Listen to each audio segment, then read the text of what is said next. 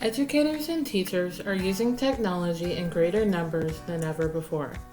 Students in most schools use some sort of tech to complete their tasks and assessments. Here at DZ, we are fortunate to have one-to-one iPads and access to Chromebooks if needed.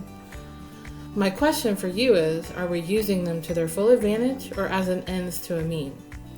ePortfolios are commonly used by students to compile their work, focus on their achievements and shortcomings, and aim for improvement. Using ePortfolios would greatly improve student ownership if used correctly, relieve frustration and stress for teachers because student work would be in one central location for grading and review purposes. The question we should be asking is, are schools using technology to improve academic skills, or are we just using it because it exists? Are we at DZ working with a growth mindset when it comes to the use of technology in the classroom? Some of you might not realize it, but you are already using a form of ePortfolios in your classroom.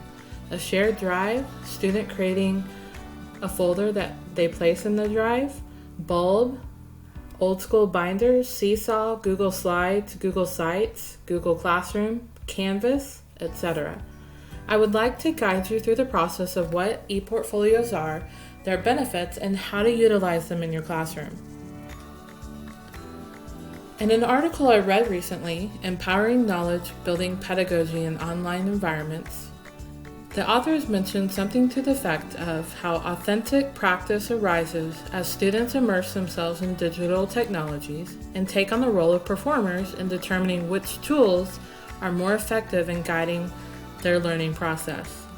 If we don't allow our students to take ownership and teach them to reflect and reform, then are we doing them a disservice? ePortfolios are just one way that will allow students to have a vessel for their work and allow them to return to it multiple times in order to reflect and learn. Education benefits greatly from a well-executed ePortfolio initiative. They offer authentic evaluations of student learning and encourage deeper learning that we desire for our students. I'm not sure why more institutions aren't using them. A big plus for using ePortfolios is, of course, the ability to use visual material rather than just paper and pencil work. But what's really fascinating is how ePortfolios can be used as a networking platform that helps teachers, parents, and students communicate throughout the school year. ePortfolio-based learning can be a valuable tool for students to engage in practical and honest learning. Institutions must concentrate on the pedagogy and learning experiences that a well-designed ePortfolio will enable as they become more common in education.